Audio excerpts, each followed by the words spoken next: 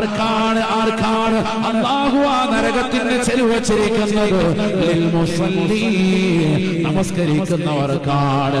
അല്ലദീന ഹും അൻ സ്വലാത്തിഹിം സാഹൂൻ,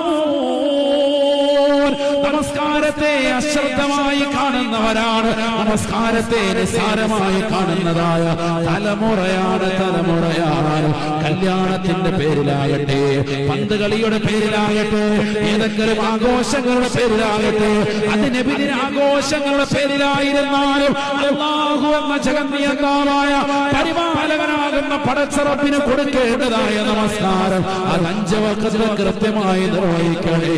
അതിൽ മടി കാണിക്കുന്ന, അലസത കാണിക്കുന്ന മുസ്ലിം ചെറുപ്പക്കാരുണ്ടോ, യുവാക്കളുണ്ടോ? അവർക്ക് വൈരന്ന നരകമാണ്.